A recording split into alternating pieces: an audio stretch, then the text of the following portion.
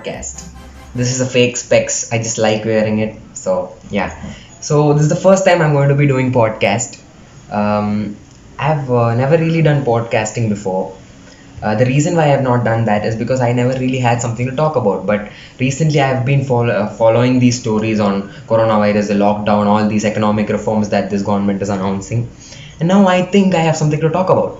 Well, so whatever I had in my mind, I wrote it down so that I don't lose my flow. I'm going to read this out for you and perhaps try to tell what I feel about it. So I'm going to start. This thing says what I think of Corona. Yeah. So starts like countries like America is showing huge number of death rates, more than 80,000 deaths, while India shows a very small proportion of deaths in its comparison. The reduced fatality rates in India might be because of the poor quality of air, water, and food that we have. There's a study that shows how countries like India have one of the lowest qualities of air, water, and food. This is because of the high amount of population and poverty that we have.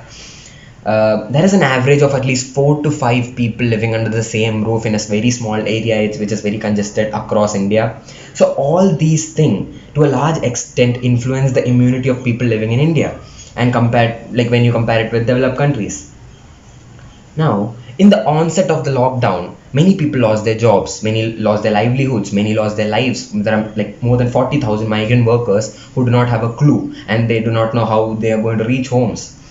Now, there has been huge reforms happening in economy recently. Now, this is all to support all these affected people. The government has released lots of economic reforms. Now, I'm going to talk about that.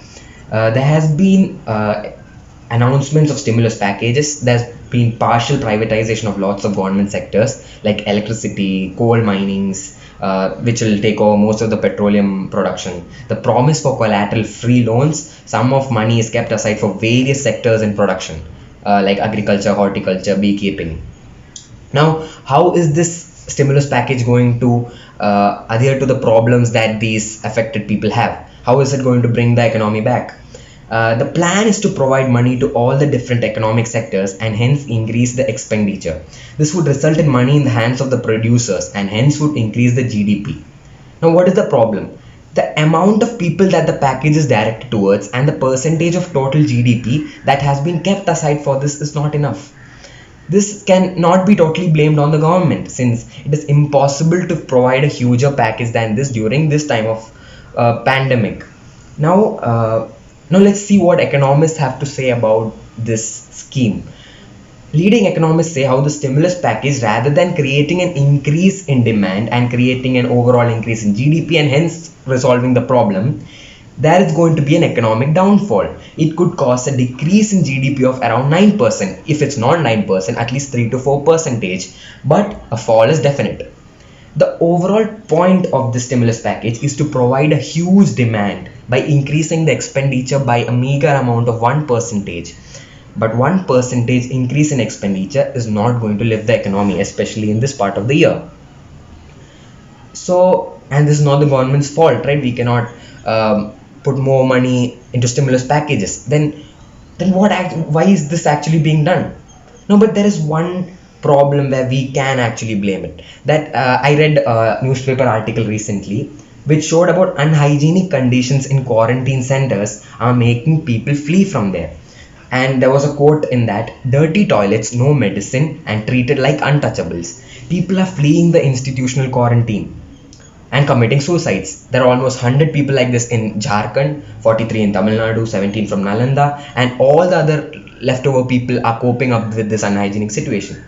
Now, people are under quarantine because of having suspected symptoms and that they have high possibility of being infectious. If these people are going to flee from institutional quarantine, this is going to create a larger problem. These people go out and hence coronavirus is going to spread more, which will be antagonistic to the solution that they have made here, lockdown.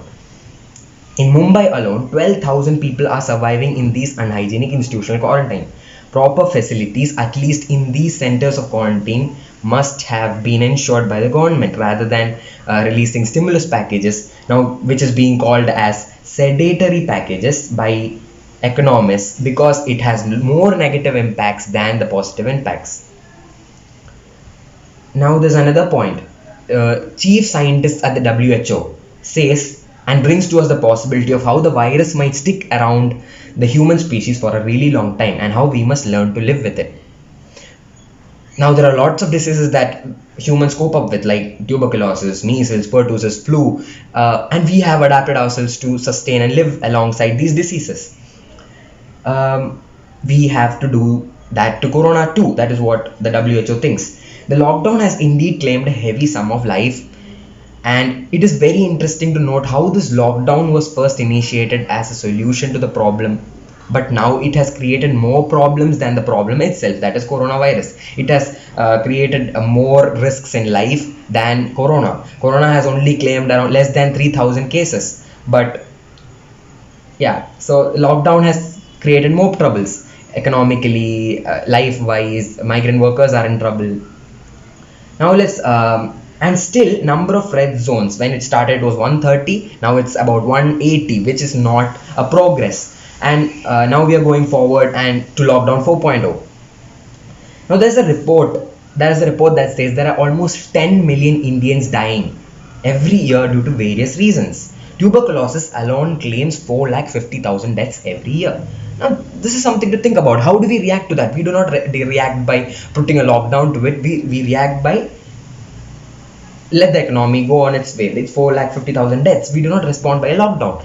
Now, coronavirus, maybe it has taken lots of life in developed countries, but considering our situation, we must understand that the small deaths that we have now might be an achievement of the lockdown, but the lockdown cannot be further extended. That is not a feasible solution. Then the solution becomes the problem.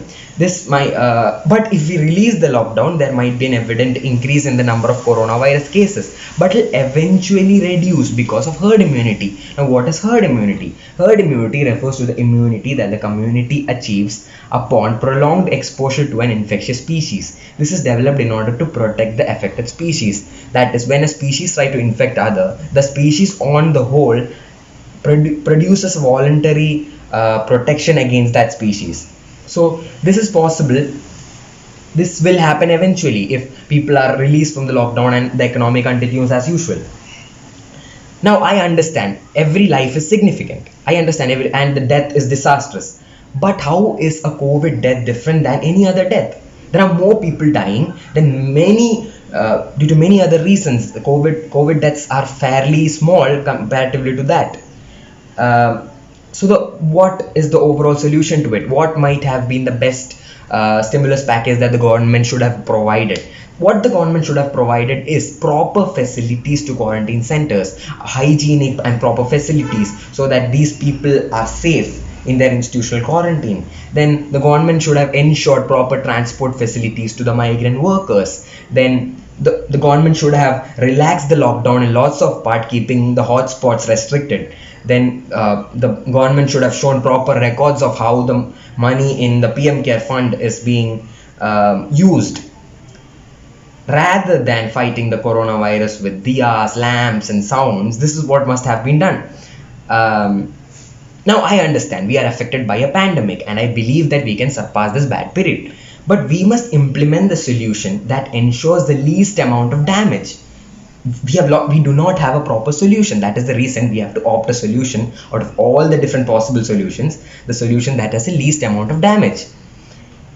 So, as people, what should we do? We have to learn to live with the pandemic. We have to learn to socially maintain distance. We have to learn to wash our hands properly after every time we make contact with something. We have to learn to wear masks in public. We have to learn how to properly maintain social distancing, and anything that has probability of having a virus on it, we must constantly keep cleaning it. So if we are able to follow all these things properly, then I think we are having a justifiable fight against this virus.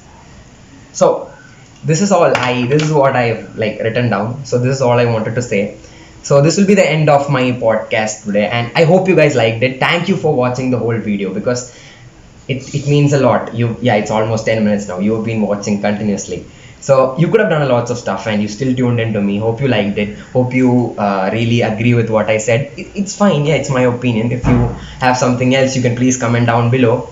And if you like my podcast, tell me another topic which I should make a podcast on. And thank you. So until we meet next time, bye. It's me, Sridhar, signing off.